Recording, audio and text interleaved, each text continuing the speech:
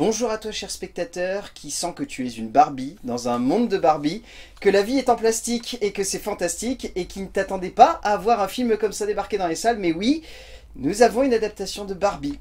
Oui, la petite poupée de Mattel, réalisée par Greta Gerwig qui sort dans nos salles de cinéma la même semaine donc qu'Oppenheimer.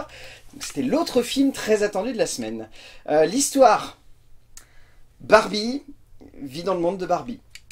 Elle a une journée de Barbie, elle a une vie parfaite de Barbie, elle va à la plage, elle voit Ken essayer de faire du surf, ou s'il ne fait pas de surf, danser et faire la fête. Et un jour, alors que Barbie fait la fête, elle se pose une question. Est-ce que vous pensez à la mort? Et ça va être le point de départ d'une longue réflexion métaphorique autour de Barbie et de sa place dans la société. Et je ne voyais pas comment mieux vous résumer le film. Et pour en parler avec moi, Déborah est de retour. Ça va bien? Bah oui, et toi? Bah ouais, super. Ça faisait quasiment 2 ans. C'est la réflexion que je me suis faite la dernière fois, c'était sur le biopic d'Aretha Franklin. Ouais, 1 an et demi, 2 ans, ça passe trop vite. Ça passe trop vite. Bah le temps passe beaucoup trop vite. Oui. Et donc oui, j'ai tout de suite pensé à toi parce que je me suis dit, non, je ne vais pas prendre quelqu'un qui est juste une beauté plastique pour parler de Barbie. Je me suis dit que c'était un film féministe. Parce que je savais très bien qui était la réalisatrice de ce film et je me suis dit, il me faut un point de vue féminin autour du personnage de Barbie. Parce que je pense qu'il va y avoir beaucoup de choses à dire sur ce film. Ça tombe bien, jusqu'à preuve du contraire, je suis une femme. Donc c'est... Exactement. Ça vient... Jusqu'à preuve du contraire. Qu'est-ce qui vous dit que je suis une femme? C'est ça que tu allais sortir ensuite. On peut jamais... On peut jamais savoir. Là, c'est bon. Barbie. Alors franchement, à l'annonce du projet, je pense qu'on a tous pensé que c'était potentiellement une énorme blague ou un énorme poisson d'avril, parce que le film a été annoncé l'année dernière, à peu près justement dans la période d'avril, et on a vu une première photo de Margot Robbie en Barbie, et on s'est dit, ah en fait ça passe, il peut y avoir quelque chose. Et j'avoue que la hype est montée toute seule, et que moi la hype est très fortement montée lorsque j'ai découvert qui était la réalisatrice du film, c'est-à-dire Greta Gerwig. Greta Gerwig qui est notamment une grosse icône féministe aux États-Unis et une de ces rares réalisatrices à avoir un vrai impact à Hollywood aujourd'hui, parce que Dieu sait qu'il manque beaucoup de réalisatrices impactantes à Hollywood, et elle avait réussi à trouver sa petite case, à bien s'immiscer dedans, à pouvoir faire sa première réalisation qui a été Lady Bird, si je ne me plante pas, et qui ensuite a réalisé Les Filles du Dr March, très connu. Et là, d'un seul coup, elle s'est dit, et si je réalisais un blockbuster? Et si je réalisais un film Barbie? Et j'avoue que je me suis dit, c'est surprenant comme choix. Ouais, et elle a raison de le faire, hein. Clairement. C'est clair. Moi, je trouve, quoi, c'est hyper good vibe. Ça se posait clairement en tant que tel. Ça avait l'air d'être un film pop, un film très joyeux, un film pétillant et très étonnant, quoi. Très étonnant. Et le fait est qu'en plus, l'idée enfin, je rebondis là-dessus vu que j'ai déjà évoqué ça avec un ami, mais le fait que ça sorte la même semaine que d'Oppenheimer faisait un espèce de contraste cinématographique très surprenant, dans le sens où on a d'un côté la destruction et tout, et de l'autre côté plutôt une certaine forme de joie de vivre, mais en même temps teintée de politique aussi. Enfin, le contraste était amusant, et j'avoue que c'est ça en fait qui rendait l'attrait autour du film encore plus fort, je trouve. Ah mais oui, complètement étonnant, parce que sur le papier, clairement, faire un film sur la poupée iconique Barbie, tu te dis, oh là, ça peut en buter plus d'un. Ah bah ça c'est indéniable. Voilà, ça c'est indéniable. Et au final, tu te rends compte qu'il y a quand même plus de profondeur qu'il n'y paraît, quoi. Et voilà, bon, clairement, c'est un film féministe, mais clairement, ils ont réussi aussi vraiment à désamorcer aussi toutes les critiques qu'on aurait pu faire sur ce genre de film, avec justement une poupée superficielle, etc. Et à travers l'humour, et qui est omniprésent dans le film. Et c'est plutôt chouette. Il y a une grosse hype aux États-Unis, en France ça vient aussi. Un peu sur partout. Le marketing, ils ont vraiment mis le paquet dedans. T'inquiète pas que j'ai vu tous les influenceurs faire des photos lors de l'avant-première, c'était impressionnant. Même au cinéma, je te dis, il y a des clients qui sont venus me voir pour me demander d'élire le meilleur outfit dans la salle. Donc tout le monde se joue vraiment le jeu et c'est good vibe, quoi. C'est plutôt sympa, effectivement ça contraste carrément avec Oppenheimer. D'ailleurs il y a un petite compète Barbinheimer, le Barb Oppenheimer, ouais. Barb Oppenheimer, qui finalement c'est pas du tout comparable. Ah bah non, c'est pas du tout comparable. Mais le fait que les deux sortent la même semaine, c'est ça qui est drôle. Ouais, voilà, c'est clair. Tu as déjà un petit peu commencé à répondre, mais je te demande de compléter du coup, Déborah, qu'as-tu pensé de Barbie du coup? Moi, j'ai, comme je t'ai dit, plutôt vraiment bien aimé. L'histoire, je la trouve hyper cool en fait. C'est pas que pour mettre, pas que du visuel. Enfin, c'est vraiment une super histoire. Après, toutes les thématiques aussi qui sont dans le film, moi me concernent, m'intéressent. Donc, pas déçu. En plus, voilà, c'est un film. Quand tu as déjà joué à la Barbie, forcément, tu as les petits souvenirs aussi d'enfance qui surgissent. Il y a plein de petites références en fait, c'est ça qui est chouette. Non seulement tu as beaucoup de références cinématographiques dans plein de niveaux, sur plein de plans, mais tu as aussi des références aux utilisateurs et aux personnes qui ont déjà joué avec la poupée. Donc peut-être que certaines personnes voilà, vont pas forcément... mais je pensais à la Barbie étrange. Justement, ça on le sait pas, mais toutes les petites filles... Toutes les petites filles ont déjà dézingué leur Barbie. Et on l'a toutes, mais injustement, mais complètement victimisée cette Barbie, quoi. Elle a balancé, elle a insulté, salope enfin, franchement. Et je pense qu'il y a une explication psychologique derrière ça. On doit se purger, je pense. Certainement, certainement. Mais voilà, ça, forcément, ça fait ces petits clins d'œil, donc ouais, non, j'ai bien aimé. Surtout, voilà, c'est pas un film gnangnan, forcément, comme on pourrait le penser, quoi. Ah bah, pour rebondir, on avait entre guillemets un peu en tête, et moi le premier, cette image des films d'animation à l'appel qu'il y a eu, qui sont sortis depuis 15-20 ans autour de Barbie, qui vont de pourquoi pas à purge monumentale. Ouais. Et donc forcément on se dit, bah, si on fait un film Barbie, ça va forcément aller dans cet univers-là. Et la grande intelligence, c'est au contraire d'aller chercher, moi, ce que j'appelle l'effet la grande aventure Lego. C'est-à-dire prendre un truc de l'enfance, mais lui donner une parabole ou un contexte qui va avoir une maturité, qui peut sembler simple au premier abord, mais qui, lorsqu'on creuse, est beaucoup plus, bah, comme tu l'as dit, un peu psychanalytique et analytique, quoi. Ça va vraiment aborder des choses que toutes les petites filles ont déjà traversées lorsqu'elles ont eu une Barbie entre les mains, que ce soit simplement des Barbies étranges comme une Barbie enceinte, ou des Barbies complètement perchées qui auront été traumatisées par une petite fille qui aura peut-être eu une crise de l'adolescence compliquée, qui se sera dit « Barbie, de toute façon, elle est moche, elle est horrible !»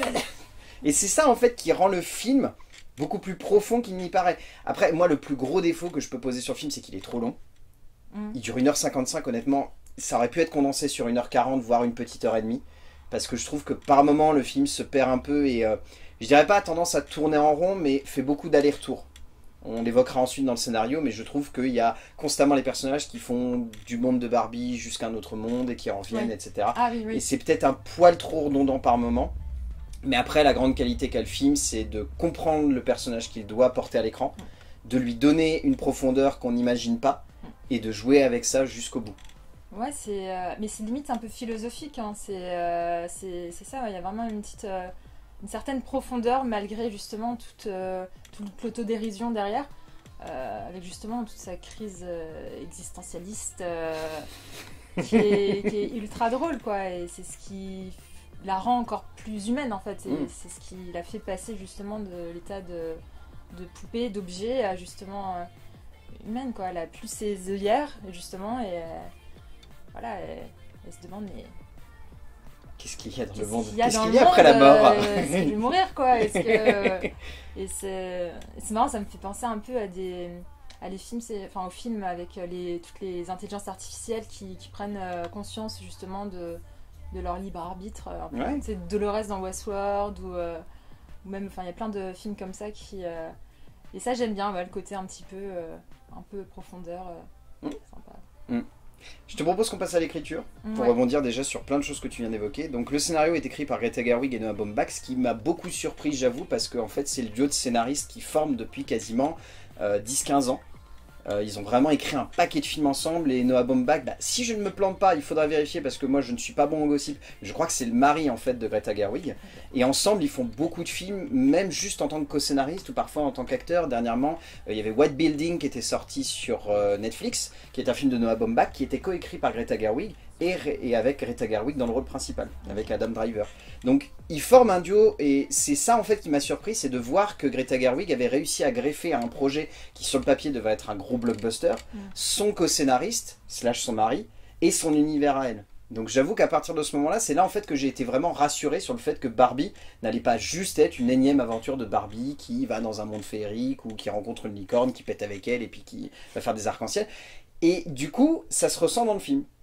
Et c'est la grande intelligence du film, c'est d'avoir un scénario qui soit vraiment dans la déconstruction de l'archétype pour amener une profondeur qu'on n'attendrait pas sur ce type de film. Comme tu disais, une profondeur philosophique, des réflexions par rapport à la jeunesse, par rapport à l'évolution d'une enfant. Une évolution d'une enfant qui se fait au travers d'une poupée. Ouais. Et ouais, c'est impressionnant, je trouve. Je sais pas ce que t'en as pensé, mais je trouve que c'est vraiment impressionnant de voir un film prendre à contre-pied ce qu'on devrait attendre d'un archétype comme Barbie. Ouais, complètement. Et puis ça, c'est fait notamment aussi à travers l'humour, quoi. Je trouve, parce que justement, les films comme ça peut donner une image très simpliste, creuse. Et justement, elle nous montre en fait que sans cesse, attendez, c'est de l'autodérision, quoi.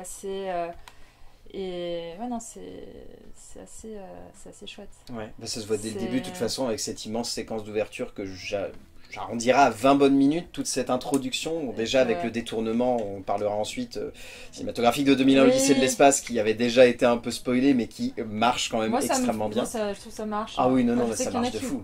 Ouais, mais ouais, non, ça marche. Mais oui, il y a des jeux de mots partout. Il y a beaucoup des de références, des sous-entendus. Des sous-entendus extrêmement graveleux par moment, mais qui fonctionnent hyper bien.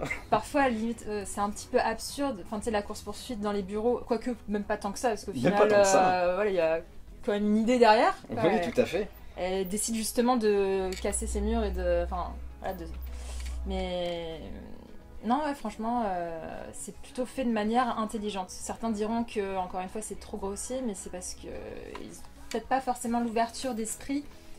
Et... Il y a peut-être ça. Moi, je dirais que c'est pas grossier, c'est très martelé. Si on devait vraiment mettre un petit point et un haut-là, en fait, sur une partie du scénario, c'est que y a une thématique très forte autour du féminisme, du patriarcat, de la lutte des femmes, justement, pour avoir une place concrète dans la société, et des gros problèmes d'égalité qui sont magnifiquement mis en perspective, notamment avec ce board de réunion de Mattel qui est fait entièrement d'hommes, mais qui sont autour d'un cœur, ce qui est quand même absolument magnifique, d'ailleurs, derrière, en termes de réflexion, c'est absolument magique, mais c'est vrai qu'il est constamment présent dans les dialogues, dans la manière d'amener les personnages, dans la manière de créer des conflits, dans la manière de même juste créer un dialogue. C'est vrai que c'est constamment là, et je peux comprendre qu'on trouve ça un peu trop martelé.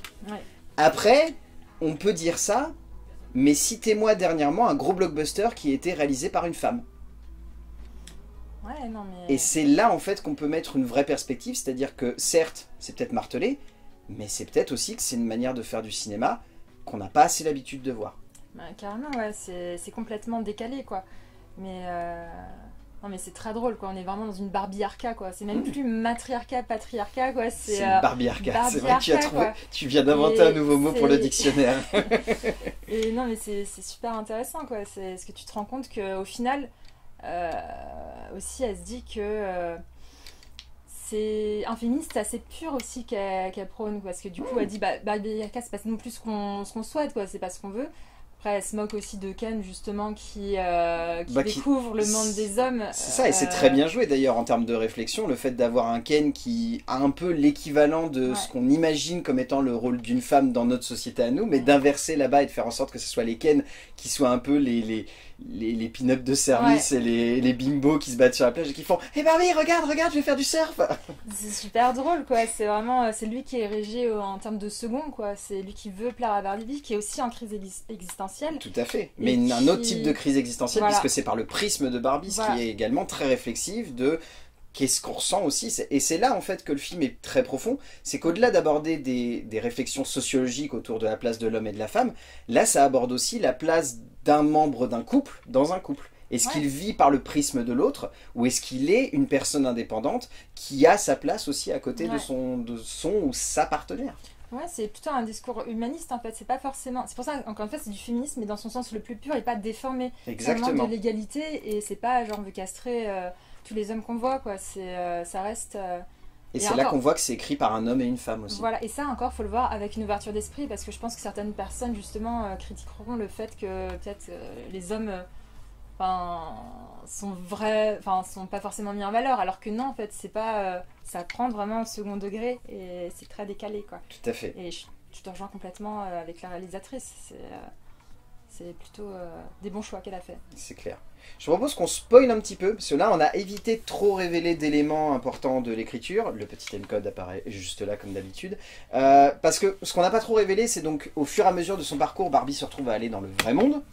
Ce qui l'a fait rencontrer sa propriétaire, enfin entre guillemets, la mère de sa propriétaire normalement, ce qui crée du coup ce jeu de décalage que j'appelais l'effet la grande aventure Lego en fait, parce que la grande aventure Lego, c'est quand on découvre vers la fin du film que en fait le petit personnage, notre héros, est en fait dirigé par un enfant, et que tout ce qu'il y a comme métaphore autour de la lutte justement contre le grand patron, etc., en fait c'est une lutte contre son propre père. Et donc là c'est intéressant de voir qu'il y a ce même effet en fait qui est mis en place avec aussi une prise de conscience du jouet qui devient vraiment personnalisé, ce qui est assez amusant aussi d'ailleurs parce que ça rajoute une double perspective là-dessus. Tu n'es plus simplement dans « je suis le prisme de mon hôte », tu rajoutes carrément « je découvre que je ne suis pas que quelqu'un par le biais de la personne qui joue avec moi », ce qui rajoute encore un autre degré de réflexion, ce qui montre aussi à quel point ce n'est pas uniquement un film Barbie, c'est un film qui est beaucoup plus dense, c'est vraiment impressionnant. Et après donc il y a aussi le fait que Ken découvre le patriarcat, ce qui amène un énorme paquet de vannes sur qu'est-ce que le patriarcat, c'est-à-dire c'est un Hummer, c'est un homme qui est capable de dire à une femme retourne à ta place, on est en train de discuter entre nous, et c'est aussi aimer les chevaux. Ouais, c'est ça, mais en fait il est super touchant quoi, tu te dis mais le pauvre il a besoin de se rassurer dans ça parce qu'il se rend compte que bah ouais, tu peux avoir vachement de privilèges, c'est trop bien, et voilà, il est content, il veut, oui, il va avoir ses chevaux et son... Non, c'est hyper drôle, c'est hyper bien fait. Et encore une fois, on reste dans cette image de copie-coller. Ken n'est pas quelqu'un qui vit par le prisme de sa propre personnalité. Ken est quelqu'un qui vit par le prisme de ce qu'il pense être le patriarcat, ce qu'il pense être une société, entre guillemets, juste pour lui. Et du coup, ça le fait transformer l'univers de Barbie en Kendom, pour justement simplement assumer ce qu'il semble être, sauf qu'il ne sait pas qui il est. En fait, c'est ça, c'est une critique de l'idéologie du patriarcat et pas des hommes, en fait. C'est ça. Donc, ouais, c'est exactement ça, quoi. C'est encore une fois cette idée d'étiquette. Est-ce qu'on est une étiquette parce qu'on décide de l'être, ou est-ce que l'étiquette s'imprime sur nous et du coup derrière il n'y a rien? Mais encore une fois, c'est très profond. Le film n'arrête pas de faire d'ailleurs des métaphores par rapport à ça, par rapport au fait que potentiellement on est du vide. Que si on n'a pas l'image ou l'étiquette qu'on se colle sur nous, notamment avec la crise existentielle de Barbie qui à un moment pense littéralement n'être rien hormis qu'une beauté. Et à partir de ce moment-là, elle pense être vide et elle se met carrément à avoir la tête dans le sol. Enfin, c'est là en fait que tu te dis, c'est un film qui parle de tellement de choses finalement, sous une étiquette de « je suis un film Barbie ». C'est là qu'on peut remettre encore une perspective, mais là on va partir très très loin, je pense. Ouais, non, c'est clair. Après, c'est vrai que je pense qu'ils ont voulu être ultra inclusifs, notamment avec, on voit vraiment des Barbies de tout genre, de toute ethnie, de tout corps professionnel. Sauf que, bon, après ça... De toute capacité aussi. Ouais, oui, il y a aussi une Barbie aussi transgenre. Enfin, il y a vraiment... une Barbie handicapée, il y a une Barbie handicapée, il y a tout. Et oui, tout à fait. Et sauf que, après, en soi, je sais pas si c'est un peu un mea culpa de Mattel ou quoi, mais toutes ces Barbies-là, c'est assez tardivement qu'elles sont apparues dans l'univers du jouet. La première Barbie, c'est 1959. Toutes ces Barbies là c'est très tard quoi, vers 2015-2016, la prise de conscience des années 2010. Après est-ce que c'est donc mea culpa sincère ou pas, je sais pas, parce qu'au final c'est juste une manière de se réinventer pour correspondre aux attentes de la société quoi. Certainement, mais faire du pognon, mais toujours le mais pognon. voilà, après c'est toujours dans un bon esprit quoi. Tout à fait. En termes de mise en scène, Greta Gerwig nous offre une peinture très bariolée, mais également très bon enfant, je trouve, de Barbie. C'est la grande prouesse qu'a le film, je trouve, c'est de réussir à jouer et déconstruire les univers, tout en gardant l'esprit un petit peu jeune fille qui pourrait se perdre finalement. Parce qu'on l'a évoqué, le film est quand même extrêmement métaphorique, très profond, il peut avoir des lectures et des degrés de lecture qui sont très matures, voire très très adultes, mais... visuellement, l'univers de Barbie, c'est un univers de petite fille. Et c'est très réussi, c'est un univers fait de plastique, c'est un univers fait de décors qui sont constamment dépliables. Je pense à cette scène surréaliste au début où il y a une ambulance qui arrive sur la plage et où l'ambulance s'ouvre, comme le ferait un jouet Barbie.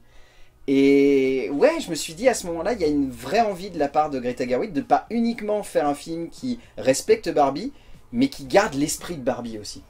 Ouais, on a une colorimétrie, des couleurs qui sont très Barbie, très pastel, flashy. Bleu, rose, Ouais. violet, vert fluo. Ah mais ouais, et puis les décors ils font très factices et en même temps voilà réel parce qu'eux ils vivent dedans quoi.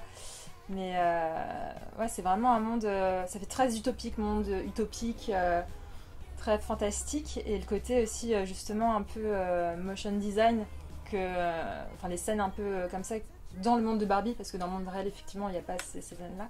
Ça accentue vraiment le côté féerique et fantastique de Barbie quoi. Ouais, c'est ça. Et ça emmène encore une fois cette petite patte esthétique qu'on n'aurait pas forcément attendue sur ce type de film. On pourrait facilement s'imaginer, bon, il va y avoir une belle production design, ils vont bien respecter l'univers de Barbie. Mais là, elle n'a pas peur de faire des maisons complètement transparentes, de jouer avec des décalages visuels et esthétiques qui sont très amusants. Moi, j'aime beaucoup cette scène d'introduction où Barbie se douche sans eau, se nourrit sans bouffe, se coiffe sans miroir, vole jusqu'à sa voiture, ne conduit pas, littéralement fait juste ça et se retourne et se met à quatre pattes sur l'arrière pour faire coucou. Ouais. C'est drôle, encore une fois, ça rebondit avec ce que tu évoquais. L'humour est vraiment bien fait dans ce film. C'est un humour qui est visuel, c'est un humour qui est vivant, c'est un humour qui est décalé, c'est un humour qui est constamment en mouvement. Et c'est aussi un humour qui sait parfois être assez grave. Je pense à l'arrivée de Ken et Barbie dans le monde réel. Cette arrivée, elle est drôle, et en même temps, elle est très fataliste. C'est un peu déprimant. Oui, c'est glauque en fait. C'est vraiment une perte d'innocence des deux en fait. Enfin, surtout de Barbie quoi. Parce que Ken est... Ken est... ouais, Oui, tout le monde me regarde. Oh oui, même ces deux mecs là-bas, ils me regardent. Ouais. Là, je me sens admiré ici. c'est super drôle. Mais ouais, il y a vraiment un contraste qui est bien fait avec sur les deux mondes. Ouais. Ah mais non. Et encore une fois, moi j'aime bien cette idée aussi d'amener du décalage là où on ne l'attendrait pas. Je pense à Barbie quand elle arrive au siège de Mattel. Il y a constamment du décalage par rapport à ce qu'on pourrait attendre de ce genre d'endroit. Et encore une fois, ce discours tenu par le patron de Mattel qui est fantastiquement interprété par Will Ferrell, on aura l'occasion de l'évoquer ensuite, qui nous sort des discours genre je suis très féministe, et vous ne pouvez rien dire, nous avons eu deux patronnes femmes, il y en a une dans 90 et l'autre... il y en a eu une autre. Hein. C'est les réponses basiques. Oui, tout à fait. Je ne suis pas raciste, j'ai un ami noir. Voilà, exactement. J'allais faire la même avec les juifs, c'est pareil. Ouais, ça marche bien, quoi. Il y a une blague d'ailleurs sur les juifs à un moment qui est très très bien sentie, je crois, qui est vraiment très il y en a borderline. tellement, mais tu sais que j'hésite à le revoir une deuxième fois parce qu'il y a plein de... Ah non, mais il y a plein de vannes, mais c'est vraiment impressionnant. Il y a des touches d'humour qui touchent vraiment... Enfin, tout le monde en prend pour son grade. Et c'est la grande force aussi que j'ai envie de saluer dans le travail de Greta Gerwig, c'est qu'au-delà de l'humour qui est vraiment très très bien travaillé, elle ne s'est pas posée de réelles limites. Je veux dire, il n'y a pas un moment où on se dit, il y a une blague qui aurait pu être sortie, et elle est zappée parce qu'elle va peut-être gêner machin ou pas plaire à machine. Elle s'est vraiment dit, allons-y, faisons des vannes sur tout. Est-ce que tu crois que toi, c'est un film qui peut plaire à tout le monde sur ce niveau-là? Alors, très sincèrement, tu veux que je te dise, je vois toute une bande déjà de potentiels spectateurs slash amateurs de cinéma masculin notamment, qui vont être très réfractaires au film parce qu'ils vont trouver que c'est wokiste, que c'est trop inclusif comme tu disais. Mais, encore une fois, je redis ce que j'ai dit avant, c'est un film fait par une cinéaste. Et encore une fois, un blockbuster fait par une cinéaste, il n'y en a pas eu beaucoup ces dernières années. Il y en a même eu très très peu, j'ai envie de dire. Il n'y a quasiment aucune réalisatrice qui a fait un vrai blockbuster où on a senti qu'il y avait sa patte, son envie, ses sujets, ses thématiques. Et Greta Gerwig, c'est une cinéaste que je suis depuis très longtemps, que j'aime depuis Fences A, qui a toujours été quelqu'un de très pop, de très presque lunaire dans sa manière de faire du cinéma, c'est-à-dire qu'elle fait du cinéma avec une vraie innocence, avec une vraie sensibilité, mais en même temps avec un vrai regard concret sur le monde. Et au travers de ce film, elle essaye de l'ouvrir à plein de gens. Et de dire le cinéma, ça peut être aussi une manière de voir le monde comme moi je le vois. Donc certes, ça va pas plaire à certains parce qu'ils n'ont pas envie de voir le monde d'une certaine manière. Mais je trouve que pour un film qui arrive à aborder autant de thématiques, qui arrive à jouer avec autant de possibilités, avec autant de personnages, avec autant de réflexions, de métaphores, de philosophie, de psychanalytique, ben putain, c'est bien quoi. C'est pas parfait, encore une fois, je l'ai dit, c'est peut-être un poil trop long et il y a peut-être des thématiques qui sont un peu martelées, mais c'est une proposition. Ouais, et puis c'est son premier blockbuster aussi, C'est ça. C'est complètement différent de ce qu'elle a fait avant. Exactement. Mais ouais, c'est ça, je pense que ça peut plaire à la plupart des personnes qui vont le voir, mais par contre pour l'apprécier entièrement, effectivement, certaines personnes, ouais. Ouverture d'esprit. Garder l'esprit ouvert et se dire c'est un film qui certes ne va pas rentrer dans une case, va ouvrir plein de portes, chacun a moyen de trouver sa porte, il faut pas être fermé. Bah, C'est le ça. seul truc, je pense. Ah bah oui, ça, c'est clair. Mais c'est la représentation de nos sociétés de manière globale, ce film. C'est si tu es fermé, tu vas tout de suite être réfractaire à une proposition. Si par contre tu es un peu ouvert et que tu as envie de voir de nouvelles perspectives, là le film va t'embarquer. Et le film va te séduire par son univers, par sa fantaisie, par son côté bariolé, par son jeu musical dont on n'a pas trop parlé, mais il y a un travail autour des musiques qui est... C'est de la pépite, c'est de la parodie mais à 200%. C'est très très drôle. Je vous invite à écouter I'm Just Ken ensuite, mais alors vraiment, moi je me le réécoute en boucle. Elle est trop bien, franchement elle est tellement drôle. Après, les autres musiques, en vrai, la playlist du film, il y en a que j'aime bien, mais je suis pas, c'est pas, tu vois, mes goûts musicaux, mais par contre, personne, moi non plus. Bien au film. Charlie XCX, Lizzo j'adore. Lizzo, elle est bien. Moi, Lizzo, j'adore. Il y a Dua Lipa aussi, mais il y a un paquet d'artistes. Mais ça va bien au film, quoi. C'est ça. Et en plus, il faut savoir que la bande originale a été supervisée par Mark Ronson, qui est un très grand nom de la musique anglaise et américaine. Je veux dire, c'est lui qui a lancé Dua Lipa, c'est lui qui a lancé Bruno Mars. C'est quand même un sacré bonhomme. Et c'est lui qui a supervisé toute la composition musicale du film. Et ça se ressent aussi dans cet univers-là, même dans le jeu avec les musiques. Enfin, cette séquence que j'appellerais Grise Ken. Ouais, c'est vraiment très décalé. Elle est drôle, mais elle est... Drôle. Et Ryan Gosling est vraiment très drôle, justement, dans son rôle de Ken, quoi. Et bah, tu me tends une porte ouverte. Parlons du casting. Oui. Parlons du casting. Bah, Ryan Gosling, déjà, vas-y, oui. Bah justement, je trouve que c'est pas un acteur de comédie, c'est pas son atout principal, enfin même s'il a joué dans certaines comédies. Et pourtant, Dieu sait qu'au tout début de sa carrière, c'était un très très grand acteur comique. Il faisait beaucoup de comédies un peu décalées, un peu sensibles, un peu touchantes, et il a rapidement, suite à Drive, été rangé dans la case du c'est un acteur monolithique qui n'a aucune émotion qui transperce. Non, alors qu'on l'aime bien avec des expressions. Enfin, tout à fait. Franchement, non, c'est clair qu'il est... il est ultra drôle, plutôt carrément emballé. Ah bah là, moi je le trouve... Enfin, ça faisait longtemps que j'avais pas vu Ryan Gosling autant s'éclater sur un film. Ça faisait facilement plus Crazy Stupid Love.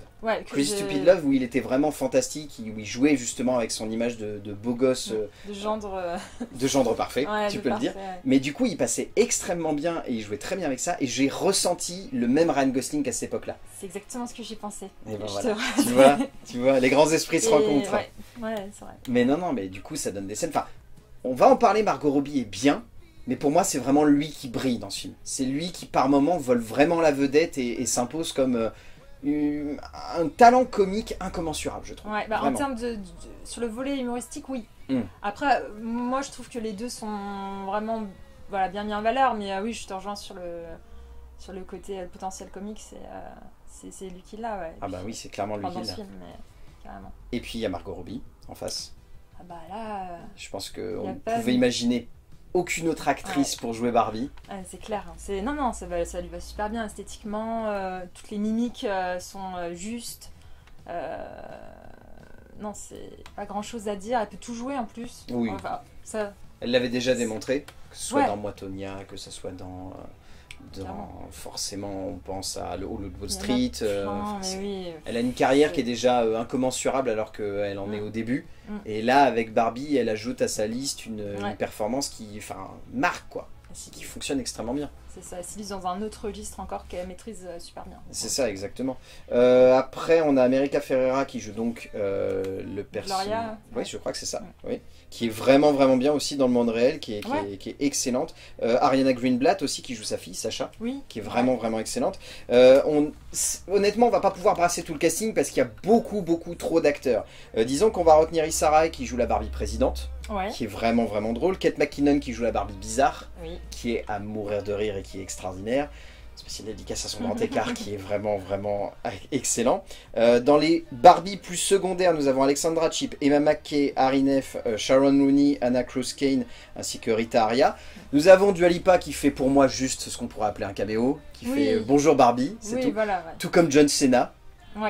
Complètement. Même il y a un peu plus de... Il y a un peu plus de... Bon, de toute façon, ils se sont dit, on a les acteurs de Sex Education, donnons-leur des rôles quand même où on les voit un petit peu. Hein, parce que là, du coup, j'ai parlé de Emma McKay, mais on a Nkuti Gatwa qui joue donc un Ken qui est aussi dans Sex Education, et que je vous retrouve le nom que je n'écorche pas, il y a Connor Swindells aussi qui joue donc Aaron, l'un des gars de chez Mattel, qui est aussi dans Sex Education. Donc il y a clairement eu de la part de Greta Gerwig un amour profond pour le casting de Sex Education. En sachant qu'à côté on a Simu Liu qui joue donc le Ken rival de Ken, qui est excellent, enfin de toute façon moi j'adore cet acteur et je trouve que là il a la bonne gueule de l'emploi. On a Kingsley Ben-Adir aussi qui joue le Ken, pote de Ken. C'est un bordel comme ça, j'ai bien conscience, mais lorsqu'on est face au film, ça devient cohérent. Nous avons aussi Hélène Mirren qui joue la narratrice du film. Ah oui, d'accord. Qui est très très bien, elle aussi, qui porte très très bien le film par le biais de sa voix. Enfin voilà, le casting est vraiment monumental. Et, je le cite au début, il y a Will Ferrell qui joue donc le patron de Mattel. Ah, mais... Voilà. Il a fait du Will Ferrell, mais c'était tellement drôle. Ça passe tellement bien, ça passe tellement bien, il est tellement drôle, il est parfait. Mais de toute façon, moi j'adore cet acteur, et c'est à partir de ce moment-là en fait que j'ai fait le lien entre La Grande Aventure Lego et Barbie. Parce que je me suis dit, à partir du moment où tu prends Will Ferrell pour jouer un personnage qui ressemble quand même très fortement au personnage du méchant dans La Grande Aventure Lego, c'est pas anecdotique. Mais ouais, le casting joue beaucoup, et je pense que si ça avait, si ça avait été d'autres acteurs, clairement, il n'y aurait pas eu... autant de réussite quoi. Ouais. Il n'y aurait pas eu la même énergie aussi parce que c'est impressionnant, mais on sent que les acteurs ils sont pas juste là pour faire un film. Ça peut sembler très bête, hein, mais j'ai souvent conscience que parfois il y a des acteurs qui font des films juste pour faire des films. Or là on sent qu'il y a une vraie éclate, il y a un vrai plaisir, on sent qu'il y a une vraie spontanéité par moment, et alors c'est encore une fois le rôle de l'acteur d'être comme ça, mais on sent qu'il y a une sincérité par moment, et je trouve que c'est ça en fait qui transpire et qui donne une petite identité supplémentaire à son métrage. Ouais, ils se sont fait plaisir. Ouais, clairement. Et il y a un autre acteur que j'ai pas cité mais que j'adore, Michael Cera, qui joue Alan. Ah oui. Pépite. Excellent, il est parfait. On arrive à la fin de cette vidéo sur Barbie. Qu'est-ce que tu en retiens, ma chère Déborah? Good vibe. Film sur l'acceptation de soi, sur... voilà, pas prise de tête, et en même temps... un petit peu. Un petit peu. Non, faut y aller. Je comprends toute la hype derrière. C'est plutôt chouette. Non, c'est cool.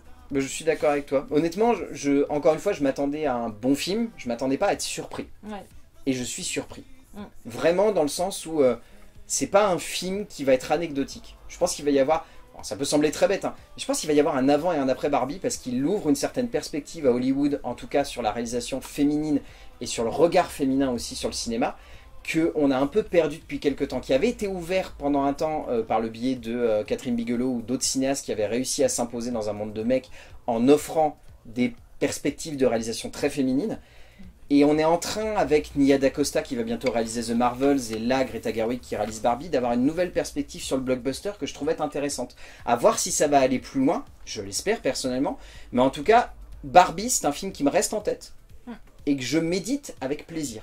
Ah mais il est atypique, ouais, carrément, c'est pareil, tu réfléchis après. C'est ça, j'ai vu plein de gens dire ouais j'ai vu Barbie mais Oppenheimer éclipse complètement Barbie. Bah bizarrement, les deux me restent en tête mais pour des gestes totalement différents. Ouais, c'est pas comparable. C'est pas comparable encore une fois.